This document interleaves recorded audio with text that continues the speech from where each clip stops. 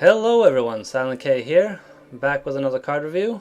So let's jump right into it. First up for Bloodcraft, Fanged Serpent, 3 mana 3/2, Ward.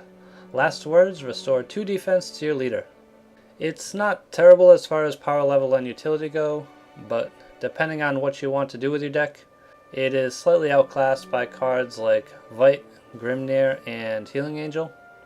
You can't really justify it even in a budget deck. Overall, -1. Next, Fulminous Demon, 5 mana 4/4. At the end of your turn, deal 1 damage to both leaders if Vengeance is not active for you. Deal 1 damage to all enemies instead if Vengeance is active for you. This card doesn't really do enough for the cost. Aggro needs to do a lot more than 1 damage out of its 5 mana cards, and Control needs something better than a 1 damage AoE that also requires Vengeance. There are better options for this in any deck, so overall -2. Next, Steno, 7 mana 3/6, Fanfare, summon 2 serpents. Whenever an allied serpent comes into play, deal 2 damage to a random enemy follower.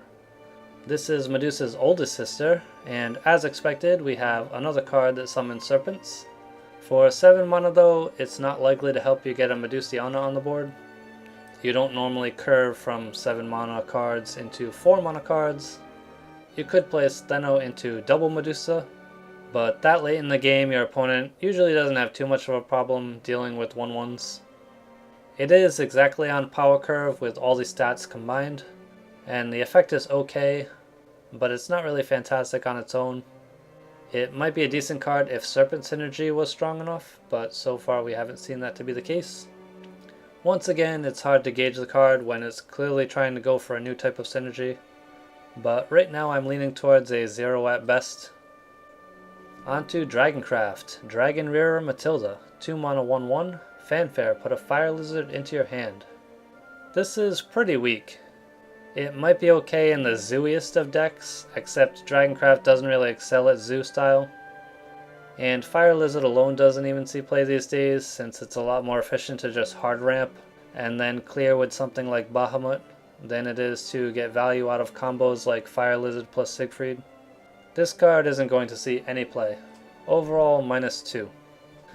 Next, Scaled Berserker, 6 mana 4/5, Bane. It's a very straightforward Bane card, and Dragon doesn't have access to a lot of Bane cards. And at 6 mana you will almost always have an evolve point with Dragon, unless you ramp very quickly and go first. So it's never going to be a terrible card. Dragoon Scyther is still going to be a better option though, simply because it has a lot more utility at a cheaper cost. But overall 0. Next, Dragon's Foresight, 2 mana spell, put a random follower from your deck into your hand. Enhance 4, then put a random follower with at least 5 defense from your deck into your hand. It costs a bit much for what it does, 2 mana draw 1 or 4 mana draw 2 with some slight fetching utility. You're going to drop a lot of tempo playing this, and we do have some other card draw options coming up in the video, so it's a little hard to look at this one favorably. Overall -1. Next, Canyon of the Dragons, 7 mana amulet, countdown 3, at the end of your turn summon a dragon. It's a typical drop tempo and then gain tempo card. You don't drop a lot of tempo the turn you play it, since you still get a 5/5 for 7, but you don't get the option of evolving it. Overall, it doesn't really fit into the playstyle of typical dragon decks like Storm Dragon or Control Ramp. This is more of a mid-range tempo card, and not even a great one at that. Overall, -1. Next, Beast Rider, 5 mana 2/6, Rush. Whenever this follower attacks, double this follower's attack after damage has been dealt. When you evolve it, Rush turns into Storm, but you gain no stats. It's Hippogriff Rider with a slightly better buff mechanic, but you need to evolve it to get the Storm effect. It's a trade-off card with a card that sees no play. It's pretty bad. Overall, -2.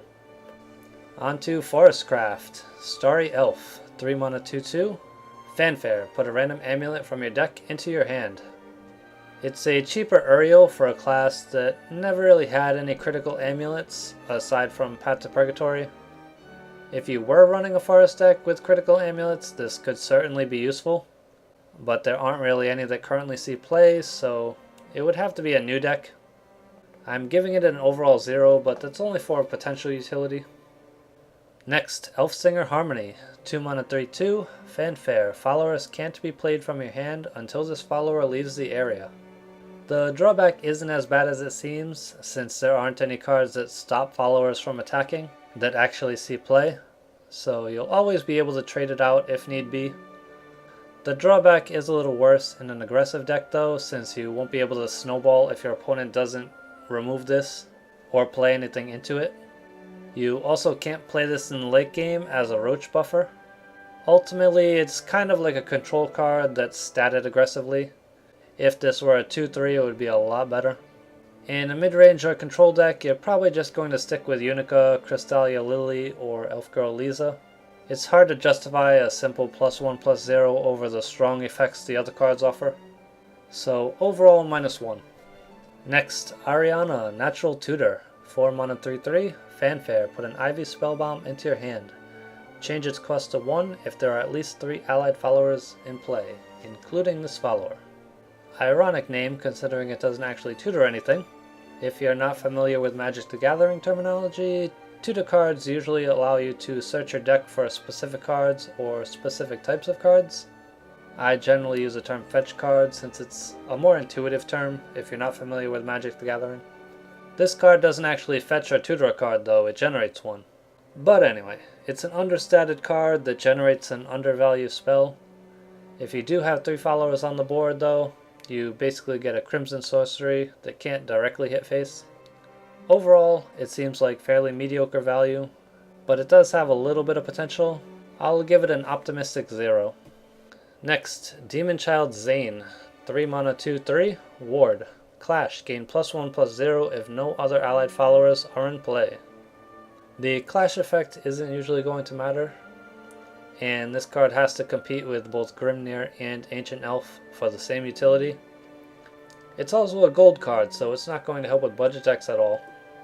Overall, -1. Next, Spring Green Protection, 1 mana amulet, countdown 3, last words, draw a card. Draw a card if this amulet is returned to your hand. At the end of your turn, give a random allied follower +1/+0. Is this the amulet for Starry Elf? It's alright, but it's not a critical amulet. It cycles 1 or more cards and gives guaranteed buffs, which are both decent effects, especially since Forestcraft's card draw is fairly weak. It's nice if you want to thin your deck a bit. Overall, +1. And that makes for the first positive score of this video. It's not looking too good so far. Next, King Elephant, Legendary, 10 mana 1/1, Storm. Fanfare, return all other allied followers to your hand. Gain +1/+1 for each card in your hand. Ignore enemy followers' ward. It's Silverbolt with a body, and it gains +1 damage over Silverbolt for each follower left on the board from the previous turn. Typically your board will be empty that late in the game though, so it's usually going to be the exact same damage as Silverbolt, but it does leave a body. Much like Silverbolt, you can White Wolf this from your deck and combo it with a second copy for double damage. Ultimately, it doesn't really do anything new. It's potentially a very minor upgrade to an off-meta deck. Since I don't rate on meta viability though, this guy still gets a 0. Onto Havencraft, Sister of Punishment, 3 mana 2/3, Fanfare, deal 2 damage to an enemy follower whose attack or defense has been raised. It's an interesting effect. Note that this should not include evolved followers, since followers actually change their base stats when evolved, and this card implies that stats need to be higher than base stats. I could be wrong about that though. Either way, an interesting effect doesn't mean it's a useful effect. If a follower has been buffed, 2 damage might not even matter. And Haven has some of the most consistent tools for dealing with threats, and this one's not very consistent. Overall, -1. Next, Aegina, 3 mana 3/2, Fanfare, subtract 3 from all damage dealt to your leader until this follower leaves the area. She can be decent against early game aggression. Much like Unico or Grimnir though, she's most likely going to just eat 2 or 3 damage and not do anything that those cards don't already do. She most likely combos with Noishu though. If you play Noishu first and then Aegina, it should make you immune to damage for 1 turn unless Aegina is killed. Overall, she's not going to slow incoming damage any better than existing cards, so she's not likely to see any play. Overall, -1. Next, Temple Ogre, 5 mana 4/3. When 2 damage or less is dealt to this follower, reduce that damage to 0. Whenever this follower attacks, gain +0/+1. Evolved, it can attack twice, but it gains no stats. It's another interesting card. If you evolve it, you can attack 2 things, probably take 0 damage from the first attack, and then attack something else, and probably survive since you have +0/+2 by that point, and then leave a threat on the board. But that's what Priest is for, and Ancient Land Spirit on 5 mana is even better against a board full of small stuff. Overall, -1. Next, Taurus the Great, 8 mana 5/3, Storm. Whenever this follower attacks an enemy follower, deal X damage to the follower before it can deal any damage in return. X equals this follower's attack. It's basically like Medusa crossed with Gilgamesh, except it isn't guaranteed to kill the enemy follower. Pretty much the only deck that would run this card would be like a mid-range type deck that needs a little more burst at the end. So a deck like Stormhaven. If Stormhaven needed the extra reach though, it would be running Gilgamesh right now. Since that's not the case, this card isn't likely to see any play. So overall -1. On to Runecraft, Astrologist of the Mist, 6 mana 5/6, Fanfare. If another allied follower is in play, use Earthright, give +1/+1 and Ward to an allied follower. It requires an allied follower and an Earth Sigil, and the effect is very minor for a 6 mana card. Compare this to Professor of Taboos, who does not require an allied follower and straight up destroys an enemy follower, or Levy, who deals 3 damage without an Earth Sigil, or blows up the entire enemy board if you do. Very underwhelming. Overall -2. Next, Magic Owl, 2 mana 2/2. Evolve, spell boost the cards in your hand 2 times. It's literally just Spectral Wizard. Literally just Spectral Wizard. An ever so slightly better version of a card that never sees play is not going to see any play. Overall -2. Next, Magic Gun Hunter, 3 mana 2/2, Fanfare. If there are no other allied followers in play, gain Rush and last words, put a Magic Gun Hunter into your hand until the end of the turn. Basically, you can pay 3 mana to deal 2 damage and not use a card, but the value proposition is pretty poor. It's kind of like a first curse that sometimes leaves the body, but doesn't get better as the game goes on. For 3 mana, you really need to be dealing at least 3 damage, or you're going to start falling behind. Overall, -1. Next, Concentration, 3 mana spell, draw 2 cards. Earthright, draw 3 cards instead, then restore 1 defense to your leader. Runecraft has so many ways to draw cards, it's hard to keep track of the power level and utility of them all, as someone who doesn't play very much Runecraft. This one doesn't seem good enough to replace Fate's Hand in a spell boost deck, but it should be pretty good in an Earthright deck. 3 mana to draw 3 cards is really good. And considering most Runecraft card draw is cycling 1 for 1, this is kind of new utility, so overall +1. Next, Wild Golem, 5 mana 2/3. At the end of your turn, deal 1 damage to a random enemy follower X times. Maximum 10 times. X equals this follower's attack. Earthright, gain +1/+2. Note that this is another case of the localization team messing up card text, and Wild Golem does only target enemy followers. This card doesn't really have a lot going for it over Halo Golem though. With an Earthright, you're still only dealing 3 damage, and the damage is dealt at the end of the turn, so you can't ping first and then decide if you want to evolve. And note that evolving also only grants +1/+1 and 1 extra ping. Overall, other cards do edge this one out, but it's not very far behind, so I'll give it a 0. Next up, Europa, 3 mana 1/4, Enhance 5, evolve this follower. Evolved, it gains Storm, Bane, and Ward. Anything with Bane and Rush or Storm has a chance to see some play, and the Ward is just icing. It does have to be evolved, but it evolves itself for free if you pay the enhance cost, so that's not a big problem. It's always useful to kill one thing and possibly keep a threat on the board. I'm not sure if any rune deck in particular needs this effect, but the class does have extremely limited access to Bane, Rush, and Storm. So for utility alone, it gets a +1. Next up, Giant Chimera, Legendary, 9 mana 6/6. Fanfare, deal 3 damage divided between all enemies. Start with the follower that came into play earliest and deal damage equal to its and deal damage. Ben Brood, help me, please, Ben. It's all too confusing. There's so many words. Please, Ben, help, help. Oh, thank you. So much better. That's so much better. Battlecry, do a thing. Well, it's a 9 mana 6/6, which seems pretty bad, but it does a thing, so hopefully the thing it does is pretty good, otherwise this card isn't very good. Seriously though, this thing basically has a damage bank that starts at 3 damage and gets +1 with each spell boost. Then it depletes its damage bank by attacking each enemy follower one at a time from oldest played to newest. It only deals enough damage to kill the follower, and then it moves on to the next follower.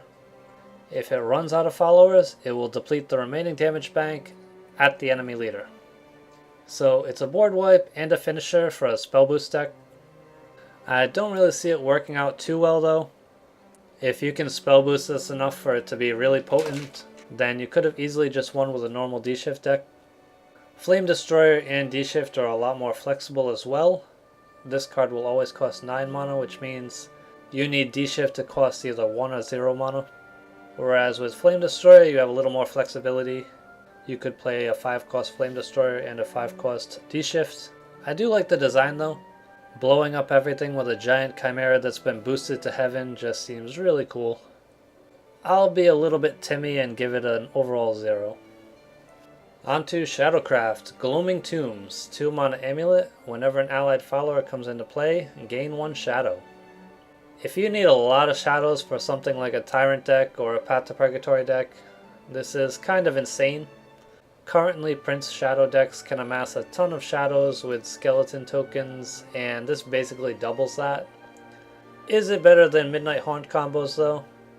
It does mean you don't have to run Ethereal Form or Dead Moon Disciple, since you don't have to worry about Ward ruining a 2-turn combo. Seems like it could be a slight improvement for off-meta decks, but it does stop being a combo deck at that point, so it does lose a little bit of what makes it fun. I don't score based on fun though, so I'll give it an overall +1, but mainly just for those decks mentioned. Next, Sora Martial Artist, 3 mana 2/3, evolve, deal 1 damage to 2 random enemy followers. For a 1 mana discount, you get a Playful Necromancer that can't be aimed. Not really worth it, and not much else to say about it. Overall, -1. Next, Loot, Leonard Necromancer. 8 mana 4/4, Fanfare, summon 3 skeletons. At the end of your turn, give a random enemy follower -4/-0 until the end of the opponent's turn if there are at least 4 allied followers in play. It doesn't really work with any shadow decks right now. It comes in too late for mid-range and doesn't synergize with Nephthys.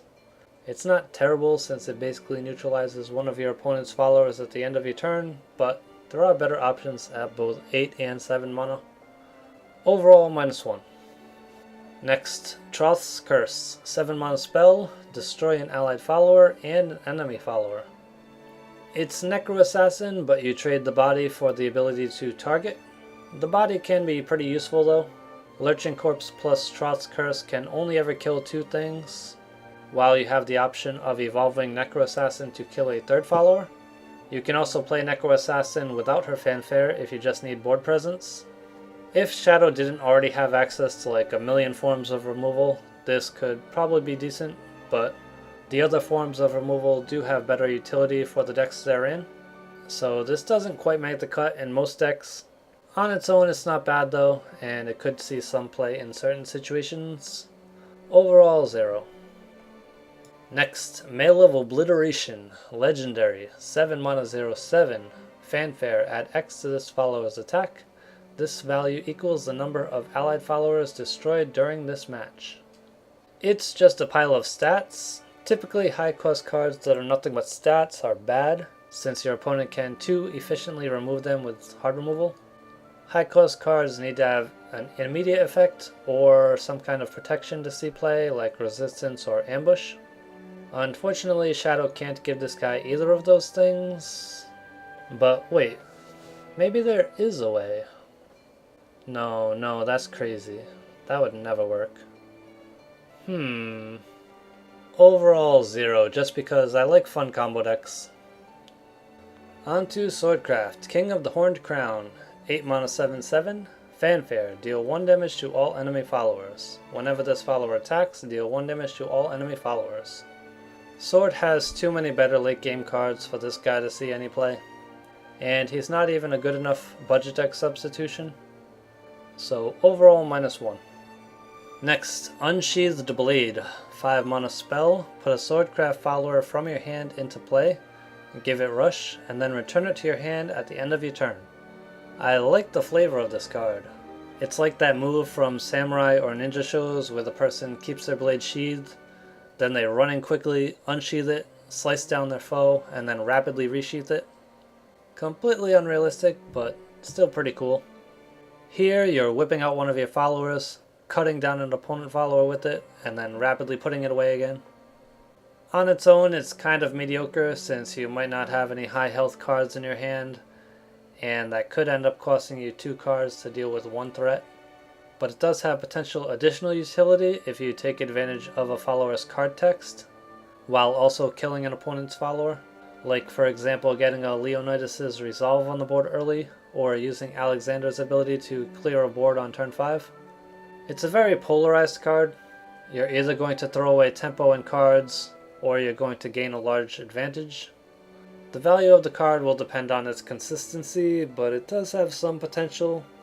So overall 0, but possibly +1 if it turns out to be fairly consistent. Next, Flail Knight, 3 mana 2/2, Clash, deal 1 damage to the enemy follower. It's basically a 3/2 that kills 1 health followers for free. It's not terrible for a bronze card, but not quite good enough for a constructed deck. Overall -1. Next, Kuhulin, 2 mana 2/1, Rush, enhance 6, gain Bane until the end of the turn. This follower can't be damaged until the end of the turn. Classic Rush and Bane combo that's guaranteed to leave a threat on the board, but only if you pay the enhanced cost. Until then, it's a 2 mana deal 2 damage, which is basically Whole Souled Swing.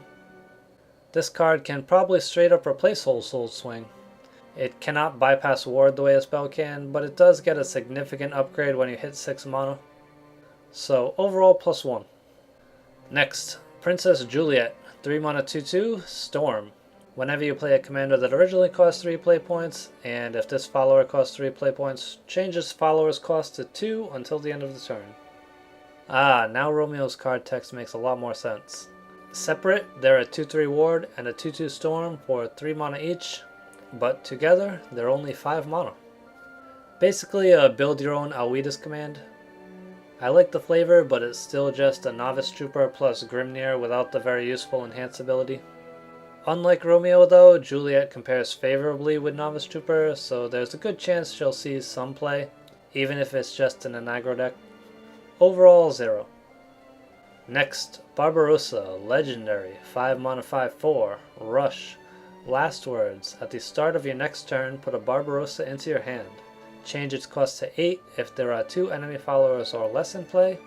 Change its cost to 2 instead if there are 3 enemy followers or more in play.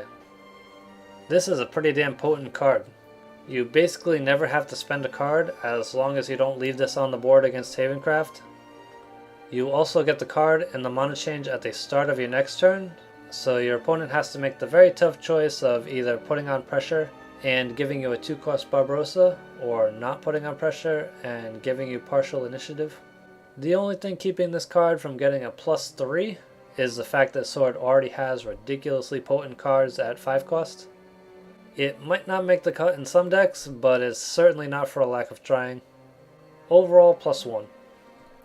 And onto the neutral set. Nyx, 3 mana 3/2, Fanfare, give an allied follower resistance to targeted enemy spells and effects. It's Miss Shaman for the neutral set, but 1 more mana. It's the cheapest this effect has ever been outside of Havencraft. Ultimately, this effect never really sees any play since it's usually better to do something rather than try to protect something that's already on the board. But having this utility at this cheap a cost does allow it to be comboed with a lot of cards on a single turn. So it might be useful if a certain deck requires that. Overall -1, but it does have potential to be a 0 if such a deck ever came about. Next, Night's Way, 3 mana amulet. Countdown 1, at the end of your turn draw a card. Fanfare, draw a card. Enhance 5, then add 3 to this amulet's countdown. Draw 2 for 3 mana or draw 5 for 5 mana in the neutral set. Jeez, that's amazing. They could never make a better card draw for the neutral set. You could put that into any deck, it's just like so much... Wait, what? Fanfare and Last Words, draw a card. 3 mana, draw 2 cards, and get a 1/2 body with Last Words synergy? That's actually insane. These 2 cards are literally ridiculous.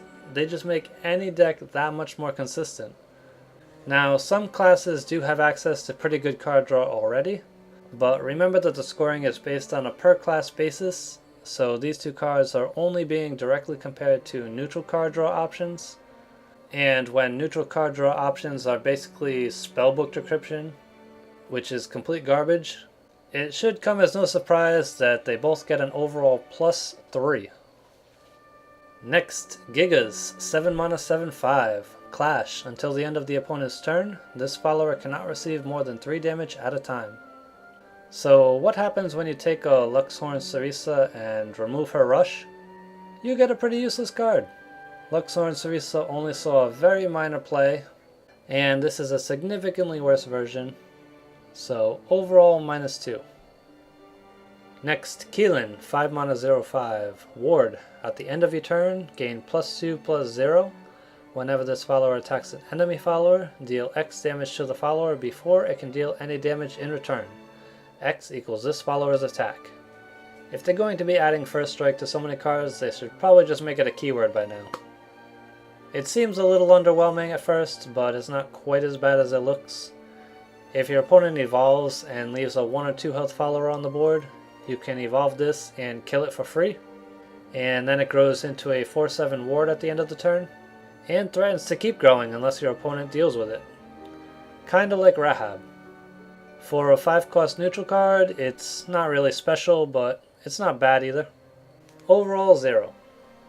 And finally, Loki, Legendary, 8 mana 5/5, Fanfare. The next time you play an allied follower with Fanfare, Necromancy, Enhance, or Earthright that activate when played from the hand, excluding targeted effects, activate those abilities one more time. This effect is not stackable. So this is Helblindi's brother, and they seem to share the same affinity for music. His effect even works with hers, although someone needs to teach these kids a thing or two about tempo. It's backwards to play an 8 mana card into a 7 mana card. That's just like basic stuff. Anyway, there are probably a bunch of fun combos you can do with this, but I'm not sure how it works with cards with multiple effects, like Demon Lord Ektar or Crystalia Aaron. I assume you double up on both of the effects, but I can't really say for sure. Overall, the effect is unique and seems fun, but I can't think of any game-ending combos with it right now. And for 8 mana, that's where you need to be to get a positive score. I'll still give it a 0 for utility though. It seems fun.